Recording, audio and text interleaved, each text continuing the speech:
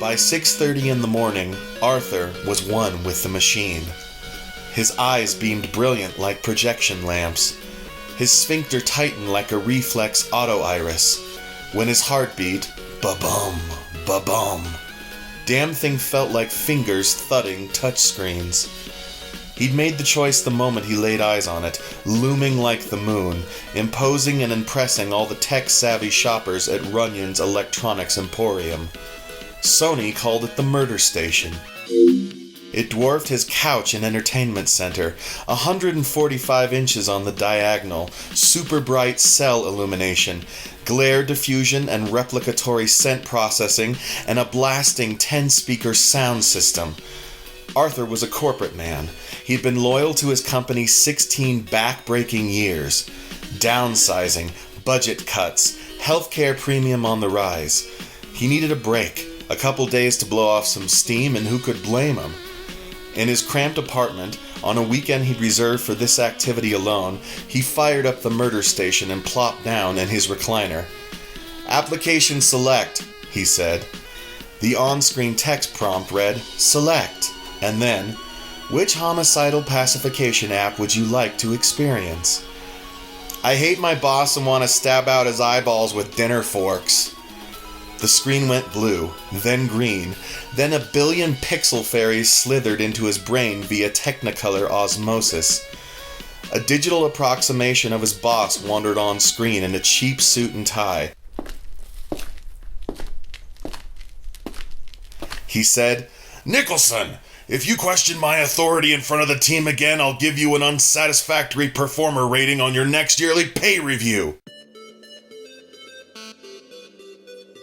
An ammunition bandolier loaded full of silver forks appeared in the tools tray, along with other torture devices. Arthur grinned. He poured himself a tall, fizzy Mountain Dew and hit record so he could watch the session later. "All right, you pompous Nazi slave driver," he said. "Prepare to get downsized." He cracked his knuckles and opened the component hatch on the remote control. Out slid the sensors. Arthur gestured and gesticulated and formed his digits into finger foo.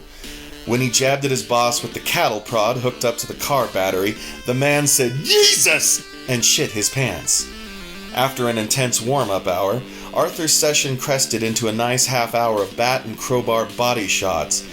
"I am management material," Arthur cried on the downstroke. "I am committed to actuating team-oriented objectives." Following this, Arthur implored pliers to tweak, rip, and ultimately remove both pink, plump nipples. "Say I'm output averse one more time. Say it one more damn time." Arthur noticed his boss had stopped struggling. He caught his breath and waited for the throbbing pressure in his head to subside. "All righty," he said. Which fork? Which fork?" A dull fork for jabbing, serrated for grinding. All were squeaky clean, each sparklier than the last. "Ooh, I like this one," said Arthur. He stuck out his tongue in concentration. "Okay, you vainglorious prick, let me at those eyes." Arthur's phone rang. He ignored it. The fork spun out from the tools tray. The boss's twitching, dilated, bloodshot eyeballs filled the entire screen. The phone rang again. Fork tines playfully poked at a soft, watery corneal membrane. The phone rang a third time. Arthur swore. "All right. Murder station pause." "Hello?" "Nicholson!" Arthur's heart sank. "Oh, hi, Don." "We need to push the timetable on the NERTS project." "NERTS?" said Arthur. "Don't you mean Project Turts?" "No, I mean NERTS. If I'd meant turts, I would have said turts. I need NERTS, understand?" "Of course." Don huffed. "Pulling in extra personnel this weekend. This is from the guys above me. Everyone has bosses, Nicholson. We have to tackle this at the optimum sustainability action level. Know what I mean?" "I do," said Arthur. "God help me, I do know what you mean." "Do you have a problem with working on a Saturday, Nicholson?" Arthur glanced at the murder station. Look at his eyes gushing pink fluid. Look at the face the man makes when he dies. Study it. Remember it. Pin it to your heart and brain matter every day of your life. Hell yes, I have a problem with it, he groaned. Fuck you, Dawn. And fuck your low-level manager bullshit. I've got the murder station now. I need the weekend to slit your throat 500 times.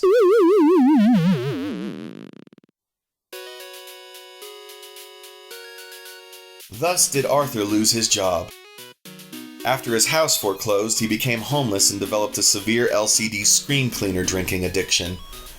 Within a year, he'd taken to pretending the underside of the overpass was his new murder station, thrumming and throbbing and all-encompassing as it seemed in the night. My God, he said, thanks Sony for such vision and ingenuity. Vision and ingenuity. Grace and abject exceptionalism. Only weirdos don't have TVs. Murder Station Select, said Arthur. I hate Hobo Ralph and want to stab him for stealing my shopping cart.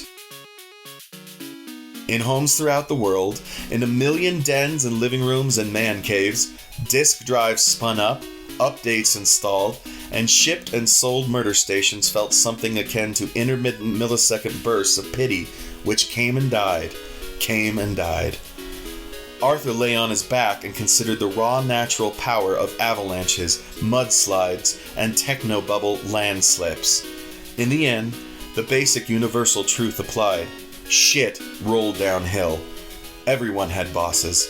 Everyone but Arthur.